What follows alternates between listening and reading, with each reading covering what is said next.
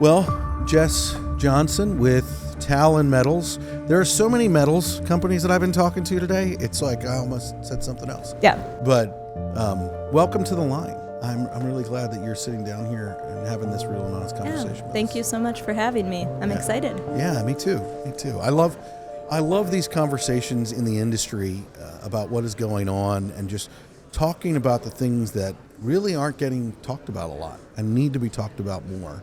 And at an event like this, it's extremely exciting. We're currently at the Mining and Energy Expo, and here in we're between the Twin Cities, so I'm not sure which city we're in, but we're in Minnesota. Yes. So at the Mall of America, which is a pretty big mall. It is? Yeah. You can get lost easily. Yes, this is true. Some of our team actually got lost in the Lego world. Oh, no. Yeah, they all are geeks, dangerous nerds, place. whatever you want to call it. Like, me too, but my kids ruined that for me because they always made me buy them Legos and they cost a fortune. So there's something for you to invest in, Legos. But you're sitting down here and we're going to have a conversation and kind of talk about what you guys are doing. Yeah. And why don't you talk with us about, so you're currently in the mining industry. Yes. And Jess, how did you get here? Yeah, I feel like I have a fairly interesting story. I guess I'd like to think it's interesting. So I did not grow up with mining in my history, in my background, in my family whatsoever. Okay. Mining is very new to me. I've been with the Talon Metals company for 6 years now. Prior to that, I was born and raised in northern Minnesota, small community, about 300 people in the area. I went to a K through 12 school, had 21 kids in my graduating class. Oh, wow. But grew up in northern Minnesota, land of 10,000 lakes, where I lived at the dead end of a dirt road, and I got to spend all of my time fishing, hunting, canoeing, camping, all things Minnesota outdoors, and just loved it. So when I graduated, my parents said, "What do you want to do?" I was like, "Well, I want to do something outdoors. I just love nature." Looking at different careers, the obvious choice was something around natural resource management. So I said, that seems pretty broad. I could do anything outdoors. I'll go to school for that. So I went to the U of M in Crookston for natural resource management. Fun fact, I actually stayed an extra semester at the end. I wasn't ready to be done yet, and tacked on a communication minor because my advisor said, yeah, communication is helpful with just about anything, so why don't you tack that on? I'm now the VP of External Affairs for Talon. So it turns out that was a very Communication's kind of important. Helpful tool. Yeah. But really, I started out, natural resources was my focus. I just wanted to do things outside. So when I graduated from school, I had a few different roles. I worked at some of the state parks in Minnesota. Itasca State Park, headwaters of the Mississippi. Yeah. I was a naturalist, so I was teaching about environmental, education, conservation, teaching about the history of the Mississippi River. From there, I ended up shifting to a place called Long Lake Conservation Center, which is an environmental learning center for specifically fifth grade students in the state of Minnesota. So I spent 5 years there teaching youth about conservation, which I always took that, the importance for me was teaching conservation, not preservation, and conservation is the wise use of natural resources. And I always emphasize that we use our resources, so we need to respect them, but use them wisely, but it's not, not using them. So do me a favor and kind of, like you did explain it there, but go a little bit deeper on the difference between conservation and preservation. Yeah, and we always taught at Long Lake that conservation is the wise use of natural resources, and we just really wanted to make sure that students, growing up understood that we as humans use resources from the earth to live our daily lives, and that... Haven't we been doing that since the beginning of time? Yes. Okay. Yeah, we use all sorts of materials, the common phrase, if it's not grown, it's mined. Yeah. Everything comes from the earth, and so it's about respectfully using those resources. Yeah. And I think that's what was always important, was emphasizing that, preservation is about preserving as it is, but I feel like as humans we use all resources, so we should really talk about the conservation side. Well, and I would think, based on your origin story, the outdoors are very important to you. These things are very important to you. Yes. You've grown up enjoying them. You went to school wanting your career to be connected with them. And so it's like, I think that's one thing that really strikes me a lot in these industries, is just how we don't realize the men and women that are doing this work are some of the greatest environmentalists that I've ever seen. Like, absolutely. they're not out there getting sound bites and talking about things. They're living it. They're doing it. Yes. They're making an actual difference and not even getting acknowledged for it. No, I think that was the biggest shock. So to take it a step further, after Long Lake, I learned about Talon Metals. Yeah. This was a project that was actually in my backyard. I live 4 miles from the project site where the proposed mine will be. So that's kind of funny. I always knew about the project, Yeah. but I've never been exposed to the mining industry. I knew it was minerals and a natural resource. They posted a job for a community role. It's like, well, I live in the community, and Yeah. I know a little bit about natural resources, so why don't I check it out? And I met with the team, and that's where my eyes were opened, like you said, how many environmental scientists and geologists and geophysicists and engineers were a part of this team. And honestly, I at first was a little upset that through my college career, I never learned about this career path, that I could do natural resource management in the mining industry. There was never a connection for me. I was glad that it was presented to me 6 years ago, and I joined the Talon team then, and I've just grown with this team, and it's been really cool to see that connection in the mining industry that I just was never aware of. I want to ask you a question, but before I do, I want to kind of bookmark where we are and say I want to come back to how you were never presented with that in college. So I want to remember that. But the question that I want to ask you is, what is a tool or piece of gear that Jess cannot live without? Ooh, a tool or a piece of gear that I can't live without. All right, it's going to be kind of cheesy. If you say your cell phone, you can leave right now. No, Okay. It won't be my cell phone. Okay. I'm going to say it's a handshake and a smile. Really? Yes. Let's try that out. Yeah. That works. Yes. I think, and I guess specifically in my role in engagement, Yeah. that is the tool that we all need to use. I agree. I think, specifically in my area within the mining industry, on the engagement piece, you end up having a lot of difficult conversations. Yeah, maybe Understatement. Yep. But I think we need to lean into that more, and I think we need to lean into just our humanity. We are people. We have our own personalities, but we need to use the tools we just have, right? Yeah. A smile and a handshake, meet people, understand where they're coming from. So I think that's the tool I try to use in my personal and my career. I think that's really insightful. A lot of people don't realize that there's actual science behind it as well. Yeah. Like when you shake someone's hand, what that does for actual connection with what goes on in the brain, it's a real thing. Yes. Not to mention, fun fact, people don't understand what a smile, like one, there's a visual aspect to it, but I read a book once and I learned something, and so now my team is so sick of hearing this from me. But we'll often have conference calls or strategy calls with clients, and I was just talking with my assistant the other day, and I said, hey, when you're on the phone with people, remember to smile while you're talking to them. And she looked at me and she's like, I'm on the phone.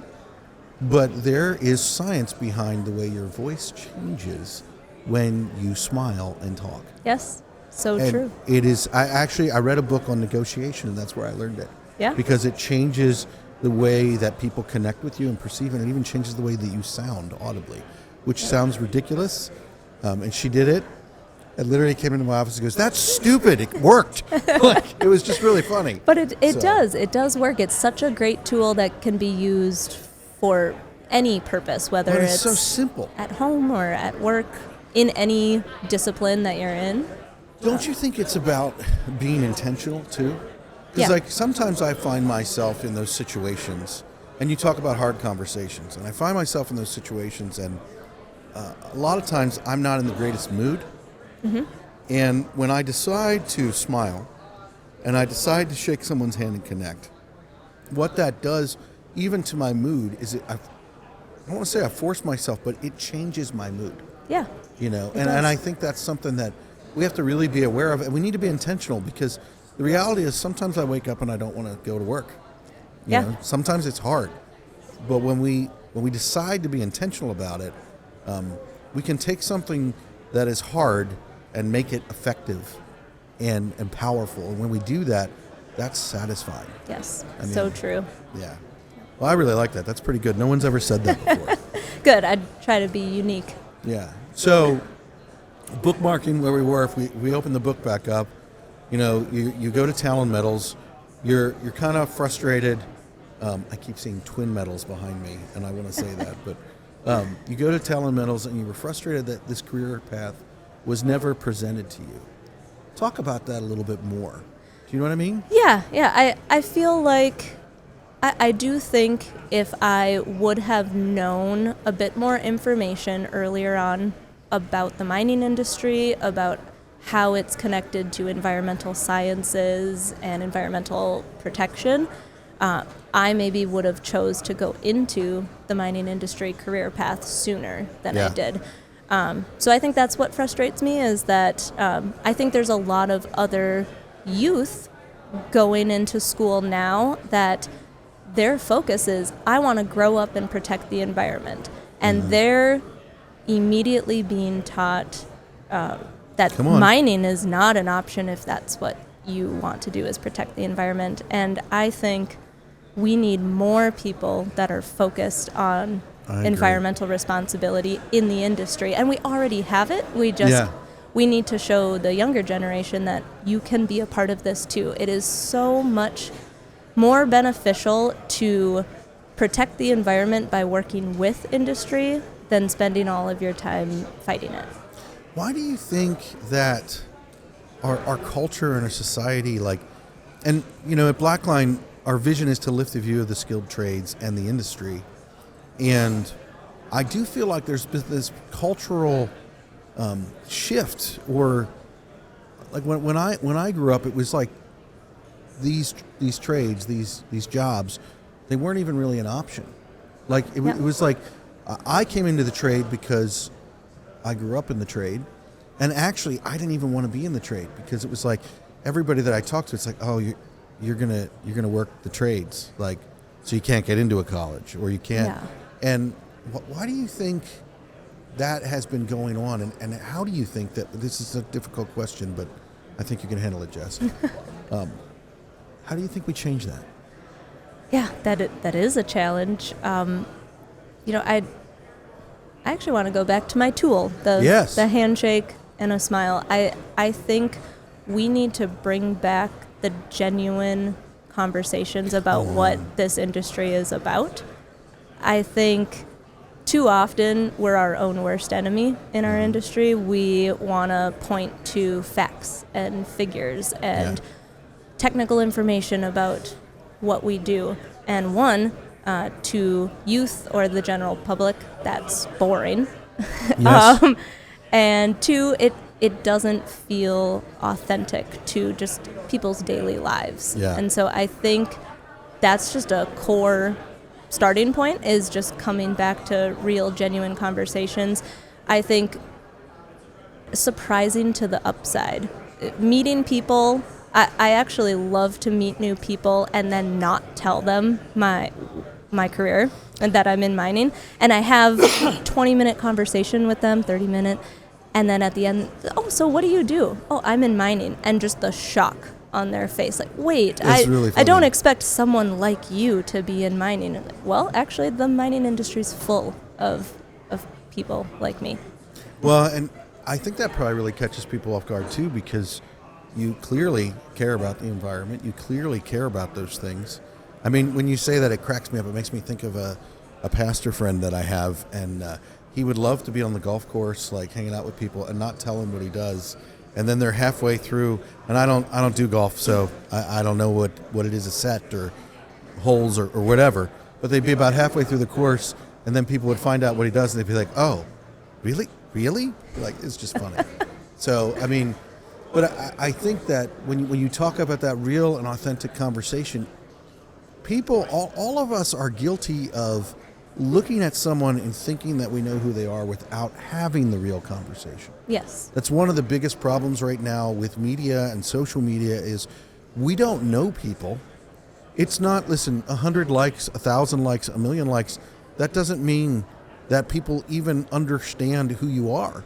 The only way to know people is through a handshake and a smile and real relationship. Yes. And so I think that's something that we do need to get back to. It's not that we don't do those things. I mean, we have a whole business on media, but we need to have real and honest conversation, and we need to recognize that those relationships are built by getting to know one another. Yes.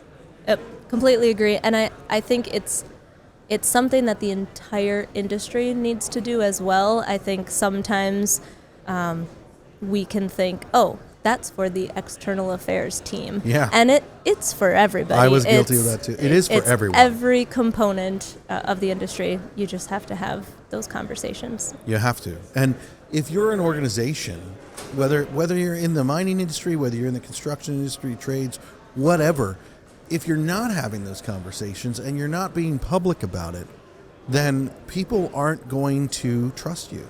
Nope. They aren't going to think that, and we need to have them because there are other voices out there saying things that aren't true.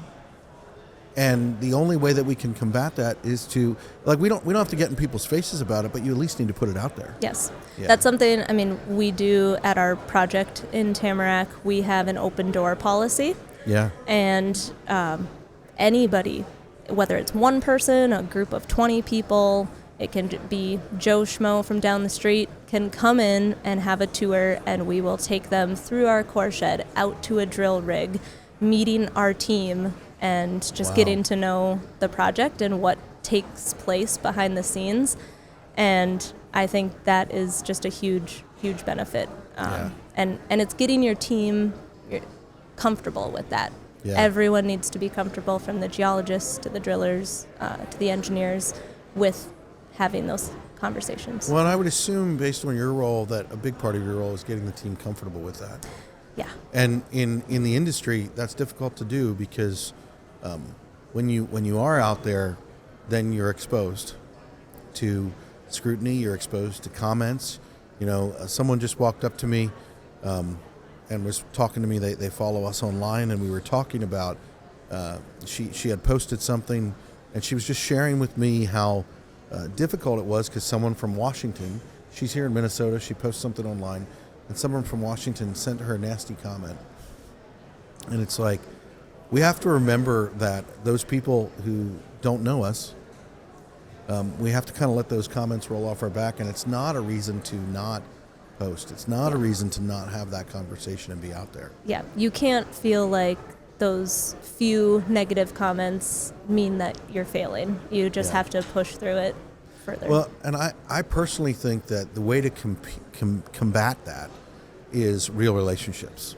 Like, in the industry of marketing and brand building that we're in, when you go public, it's like the importance of having real foundational relationships in your life to help you through that. Like, because you are going to have negative comments. You are going to have people that you make angry. Because sometimes the truth makes people angry, especially if you're promoting something that they don't want. The only way to combat that, I believe, is through those relationships in your life that have real connection. Yes. I'm married, and my wife provides some of that for me. I've experienced some comments, and I can remember one time a comment was made, and she says, "Well, you're here and here. This is what I know about you." And it's like, now there are times that people have made comments about me, and my wife has said, "Well, there might be a grain of truth to that. But that's how you measure them. That's how you deal with that. Yeah. By the relationships that you have of people that do know you, that it's not just a like. Yep. So with Talon and what you guys are doing, is your project is operational? So we are in the environmental review and permitting process in the Okay. state of Minnesota. So we've been in that for about 2 years now, and hoping to move through in the coming years to be in construction and production. So talk to people about what that means to be in that review process, because a lot of people, they're hearing these podcasts of different companies, and most of them are in the review process. Yes. And it can sound like they're in the actual process, but that's because the level of investment and the level of work to get through the process is astronomical. Yeah, it's a big job. Yeah. It's big. I'm going to throw you for a loop here. I think a lot of times people talk about the review process with maybe a bit of a negative tone. No. Never heard that. No. I feel like we have been in this process for 2 years. I think it's working. Really? I do. It does take a long time, but I feel like our team has done a really good job of leaning into truly making this a collaborative process. Yeah. So we first submitted our underground mine design for this review 2 years ago, June of 2023, so a little over 2 years. And we felt like it was a really good design. Small footprint, about 60-acre footprint, Okay. Small campus. There's a decline tunnel to access the underground, or it can come up, go across the campus into an ore barn, and then we will have rail cars come into that facility to load the ore, and we would do processing out at a facility in North Dakota. Seemed like great plan, start the review. So the way the review process works in Minnesota is you start with rounds of comments between the regulatory agencies, so DNR, pollution control, everyone. And actually with our project, this was the first project where the tribes were invited by the state from the very beginning. This was the first one. Yep. Usually Wow. they've been invited later on in the process, but for this project, it was from the very beginning of this, That's awesome. this scoping. And we That's received... something your organization should be really proud of. Yeah, we are proud of it. We've received a lot of comments, which we think is a good thing. So we've done 4 rounds of back and forth comments. We've gathered over 1,600 comments about our design. And where I think, I'm very proud of our team is instead of just responding to those comments and pushing forward with the design that we've proposed, we said, why don't we take these comments, connect them to, let's read between the lines, what's the root concern, and are there things we could do to our design to change it? Wow. And be collaborative with these comments, address the concerns now so that the project that moves forward in the permitting process is one that truly has been made from more than just our team. It's from everybody. Yeah. So we did that. Our new design is now a fully enclosed building on surface. So Wow. the decline tunnel comes directly into this building, which a lot of the initial comments and concerns we were hearing was about stormwater management. Yeah. With our original campus, trucks would come out of that decline tunnel, they'd travel across the surface, they'd truck mud out, and we'd have to manage that water. So if it rained, if it snowed, you need to treat that water. In those rounds of comments, the first round they said, well, what year storm event are you going to plan for? Like, we'll plan for a 100-year storm event. So we made sure we had a water treatment, tanks. Yeah. Second round of comments. Well, why didn't you plan for a 200-year storm event? Oh, we can do that. Let's work together on that. Next round of comments. Well, how about a 500-year storm event? Said, okay, we're recognizing that there's not a set regulation for how many years. But instead of just being very frustrated with that, we said, could we go back to the drawing board and just eliminate stormwater concern from the design? So that's where we switched to that enclosed building. I want to stop you right there because Yeah. I want to ask a question because you're talking about something that I think is really important. You're getting those comments, and you guys made an intentional decision to not be frustrated. Yes. Because let's just be real about the comments. What about the stormwater? 100 years? Okay. And you go back out again. 200 years? 500 years? So if it's me, I'm basically like, okay, so there's the next one will be, what did you plan for 1,000 years? Like, and you decided to not become offended as an organization. What was that moment that triggered that? Where were you guys at, and why were you able to make that decision and be aware of that? I mean, I think internally we had the same thought you just said, like, okay, next round will be 1,000-year storm event. And it was just a game of whack-a-mole, and we didn't want to play whack-a-mole anymore. And we said, you know what?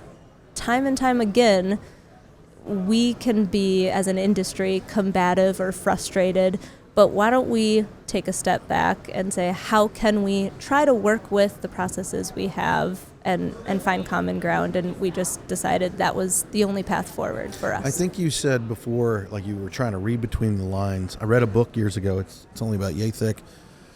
And it said, what's the question behind the question? Yes. And it's like, I think a lot of times we really need to stop ourselves and be like, okay, what is really going on there? What is the question behind the question? And that's what you guys did. Yep. And that is intriguing to me because I think a lot of times we're in this like combative war of frustration. Yeah. The people that are making the comments, then you in the way that the comments are made. And the reason that I can speak to that is I'm married for over 20 years. So I have been in those wars. And the only way to win is to look at the question behind the question. Yes. And that's what you guys have done. And I think that is something that, as an industry, we really need to look at and be like, okay, why are they asking this? What is it that they're really concerned about? And can we take, I personally believe offendedness is never good. No. There's nothing that ever good comes of it. And if we're offended, well, then we need to deal with that because offendedness, again, things I've learned from being married, offendedness means that I'm not looking at it appropriately. Yes. So you guys made that decision, which then I'm believing you've seen benefits from. Yes. So we submitted that new design last year. We are now wrapping up that back and forth comment period, and we're getting ready to enter the next phase of review. So actually moving the milepost and continuing to progress through the permitting. I think it's been quick. Very successful. There's still a lot more review to come, but I think, we are happy with moving forward with a project that is collaborative rather than just our way or the highway. Well, and collaboration is huge because the reality is I'm a big proponent of team. And what you've done is you've invited the people who make the comments to be a part of your team. Yes. And that's really huge because team is one of those things that you can make something unstoppable when you make it a team effort. Yes. And so. And really, these resources are in the ground in the state of Minnesota. It's a team effort. We found the resource, but it's a team effort to actually get them out of the ground and used for society. So we're all on that same team. We need to work together. Yeah. Jess, what's a mistake that you've made in your life or in your career that you would be willing to share with us that you feel like you've learned from? I know I kind of gave you a heads up on this. And I've been thinking about it. It's a tough one.